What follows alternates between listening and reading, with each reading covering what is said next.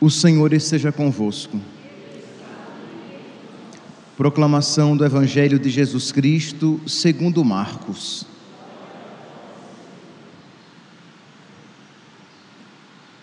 Depois de ressuscitar, na madrugada do primeiro dia após o sábado, Jesus apareceu primeiro a Maria Madalena.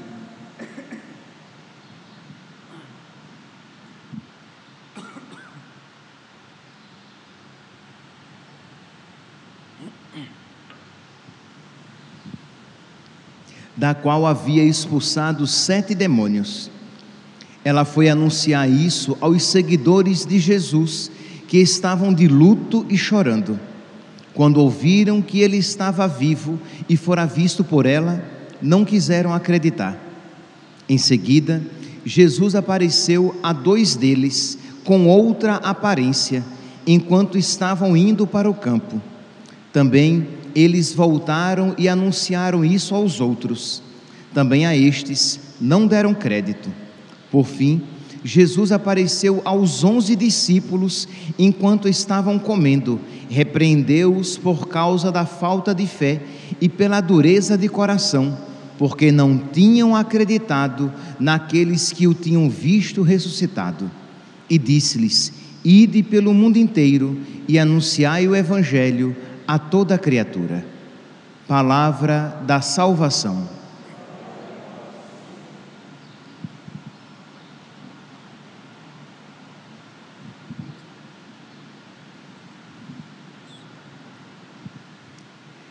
Caríssimos irmãos e irmãs, nós estamos no final, amanhã será o último dia da 8ª de Páscoa, e nós ouvimos que em todos os dias da 8ª, o Evangelho era sempre um Evangelho que relatava a ressurreição de Nosso Senhor. E São Marcos hoje, ele faz como que um resumo das aparições. Ele é bem conciso e ele vai dizer o que foi que os apóstolos e as mulheres viram durante as aparições. Então ele vai dizer que na madrugada do primeiro dia, Jesus apareceu primeiro a Maria Madalena, em seguida apareceu a 2 deles, os discípulos de Emaús. Por fim, Jesus apareceu aos 11. Então, nós vemos aqui que ele faz um resumo das aparições. E eu gostaria de, então, já que ele faz esse resumo, de fazer uma observação a respeito dessas aparições. 2 observações principalmente. Primeiro, a singularidade do corpo ressuscitado. Isto é, Jesus ressuscitado, o seu corpo ressuscitado, ele é singular, ele é único, existe uma especificidade, uma particularidade nele. Porque, se vocês prestaram atenção, espero que sim, na segunda-feira, no Evangelho segundo São João, vamos ver só para confirmar aqui.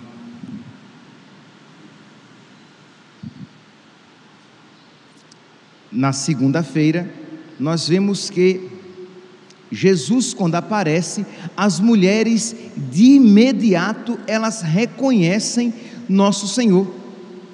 Segunda-feira, o Evangelho de Mateus diz então que as mulheres viram Jesus ressuscitado e elas se jogam aos seus pés. As mulheres, Mateus capítulo 28, versículo 9, as mulheres aproximaram-se e prostraram-se diante de Jesus, abraçando seus pés.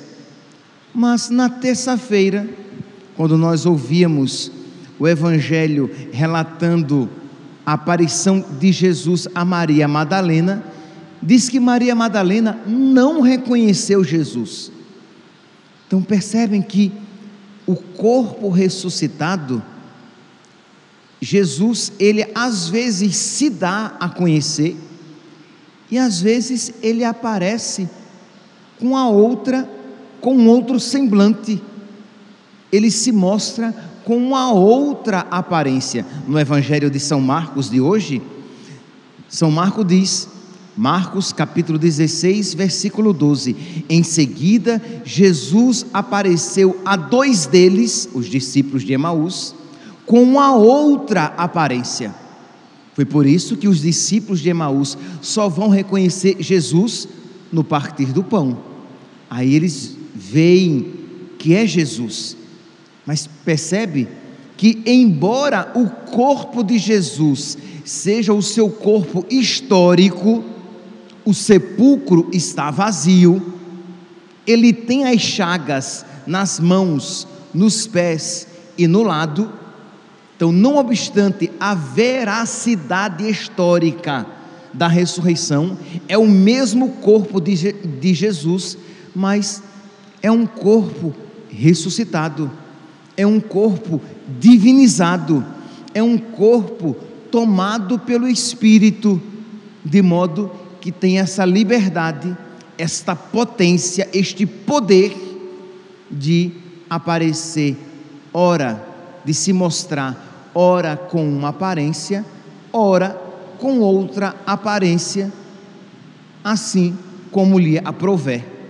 É um corpo que é tangível, é um corpo que pode ser tocado. Sim, ele vai dizer a Tomé, nós ouviremos isso amanhã, será o Evangelho de domingo.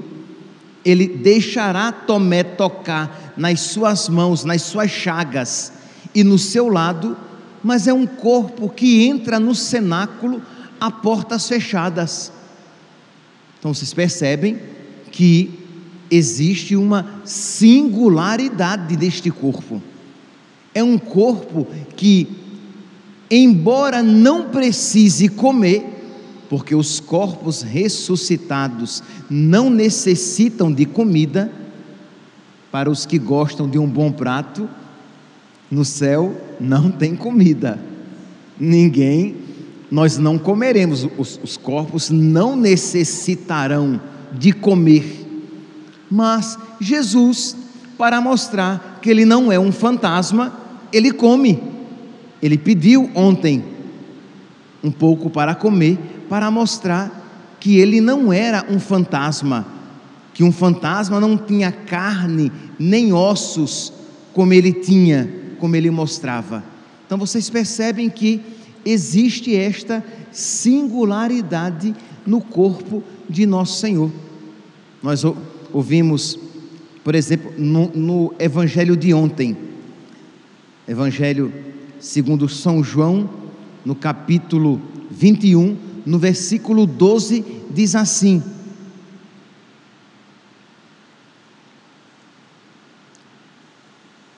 nenhum dos discípulos se atrevia a perguntar quem era ele, pois sabiam que era o Senhor. Então percebe que existe aqui um quê de mistério. Eles se encontraram com o nosso Senhor. É por isso que, embora a barca não estivesse longe da margem, diz que João, aquele que tem a profundidade no olhar, reconheceu primeiro, disse: é o Senhor. Jesus não tinha ainda sido reconhecido por todos eles, mas João, que tinha uma visão mais espiritual, eu até falei isso ontem, que o Evangelho de São João, ele é mais espiritual do que os evangelhos sinóticos, ele é mais profundamente espiritual. É João que olha e diz: é o Senhor. Entenda, João viu o Senhor primeiro, não porque era mais jovem e não tinha catarata nos olhos, e São Pedro porque não tinha uma visão boa. Não é isso. A questão aqui não é a visão física. O ponto aqui é a visão espiritual, porque o Evangelho de ontem diz que a barca não estava muito distante da margem. Então o problema aqui não era porque estava meio nublado, enevoado, não era nada disso. João olhou e reconheceu o Senhor, não obstante a sua aparência fosse outra, pela sua capacidade, pela sua agudeza espiritual. Ele olhou e disse: é o Senhor. E Pedro não pensou duas vezes, se vestiu, pulou na água e foi ao seu encontro. Disse: quando lá chega, já existia peixe na brasa e pão, e diz: nenhum dos discípulos se atrevia a perguntar quem era ele. Então está óbvio aqui que Jesus Cristo estava com uma outra aparência. Eles não se atreviam a perguntar: quem é você? Mas eles sabiam que era o Senhor. João capítulo 21, versículo 12. Então aqui nós vemos esta liberdade, né? Se vocês quiserem depois ver com bem precisão, a tarefinha é essa: peguem os evangelhos desde segunda-feira e vocês vão ver. Pegue lá o evangelho e diga: quando Jesus é reconhecido de imediato, para que a tarefa seja melhor. Pegue os evangelhos desde o sábado da vigília até o evangelho de amanhã. Então, quando Jesus é reconhecido de imediato, aí vocês vão lá dizer: aqui, aqui e aqui. Quando Jesus aparece com a outra aparência, aqui, aqui e aqui. Quando Jesus, ele entra, assim, ele demonstra uma excepcionalidade no seu corpo. Quando entra, por exemplo, no cenáculo a portas fechadas. Quando Jesus mostra a verdadeira materialidade e historicidade do seu corpo, isto é, que aquele mesmo corpo que pregou, que aquele mesmo corpo que sentiu fome, que aquele mesmo corpo que foi crucificado, foi o que foi ressuscitado. Quando ele mostra as suas chagas, quando o sepulcro está vazio, para mostrar que aquele que morreu e foi sepultado, ressuscitou ao terceiro dia. Então, vocês poderão ver essas singularidades e particularidades a respeito do corpo de nosso Senhor, que às vezes pode aparecer essa dificuldade. Nossa, como é que eles não reconheceram? Como é que Maria Madalena conversou com nosso Senhor e não o reconheceu? Só quando ele disse Maria, que ela disse Rabuni, ali que ela reconheceu nosso Senhor. Então nosso Senhor a chamou não apenas vocalmente, não apenas foneticamente, não apenas com o som, mas o Senhor a tocou no seu coração, de modo quando Jesus a chamou pelo nome, algo no seu coração se iluminou, resplandeceu, e ela reconheceu: é o Senhor, é o Mestre.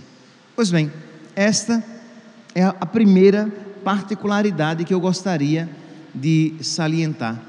A segunda, meus santos, é que em todas as aparições do ressuscitado, e aqui é interessante dizer isso em um sábado, eu sempre que posso, eu enfatizo, né? Porque aqui o sábado, digamos, é claro que nós temos catequese em outros dias da semana, mas o sábado é o dia da catequese por excelência aqui na nossa paróquia, porque é o dia que nós temos mais catequistas e catequizandos. Pois bem, então é algo propício para este dia. Em todas as aparições do ressuscitado, ele os manda evangelizar. Em São João, no capítulo 20, no versículo 17, na terça-feira, quando Jesus aparece a Maria Madalena, sim, uma outra curiosidade: às vezes nosso Senhor se deixa tocar, e às vezes nosso Senhor não se deixa tocar. A Tomé ele disse: toca aqui. A Maria Madalena ele disse: não me retenhas, eu ainda não subi ao Pai. Pois bem, então no evangelho de terça-feira, quando Jesus diz isso a Maria Madalena: não me retenhas, não me toques, eu ainda não subi ao Pai, ele diz: mas vai ter com meus irmãos. e diz-lhes que vou para meu Pai e vosso Pai, isto é, vá até eles e anuncie que eu ressuscitei.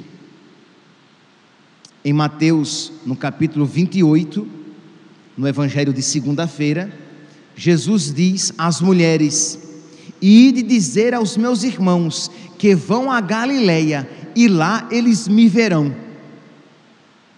No evangelho de quarta-feira de São Marcos, de São Lucas, Jesus diz aos discípulos de Emaús,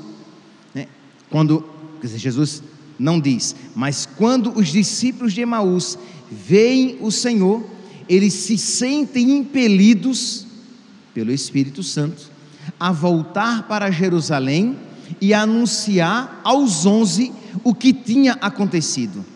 Então vocês percebem que é um dom do ressuscitado o desejo de anunciar Jesus, o desejo de transmitir a fé, o desejo de levar o evangelho a outras pessoas, de modo que, meu santinho, se você não sente necessidade de evangelizar, de pregar o nome de nosso Senhor, de pregar o evangelho, é porque infelizmente algo está morto no seu coração, algo crucial. Se a sua fé tem sido vivida simplesmente você e Deus, Deus e você, eu não sei se isso tem sido mesmo um encontro verdadeiro com nosso Senhor, porque o encontro verdadeiro com nosso Senhor, do encontro verdadeiro com nosso Senhor, brota uma verdadeira necessidade de comunicar a outras pessoas esta fé, esta verdade, este evangelho. A primeira leitura de hoje, retirada dos Atos dos Apóstolos, diz que Pedro e João estavam sendo intimidados para que não pregassem Jesus, para que não pregassem o evangelho. Atos capítulo 4, versículo 18, chamaram de novo Pedro e João e ordenaram-lhes que de modo algum falassem ou ensinassem em nome de Jesus, porque senão coisas piores acontecerão a vocês. E o que é que Pedro e João fazem? Pedro e João responderam: julgai vós mesmos se é justo diante de Deus que obedeçamos a vós e não a Deus. Quanto a nós, não nos podemos calar sobre o que vimos e ouvimos. Isto é, nós vamos continuar anunciando o evangelho. Eles viram o Senhor, eles ouviram o mandato do Senhor e eles não vão se calar.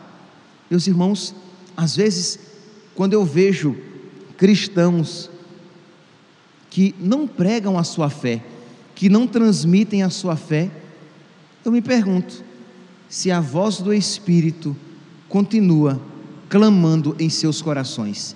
Que cada um aqui se pergunte sobre a sua apostolicidade, sobre a sua missionariedade. Isto é, se você prega Jesus no seu trabalho, se você fala a respeito da sua fé, do evangelho, da única igreja de nosso Senhor, para as pessoas do seu trabalho, da sua rua, da sua vizinhança, entre os seus amigos.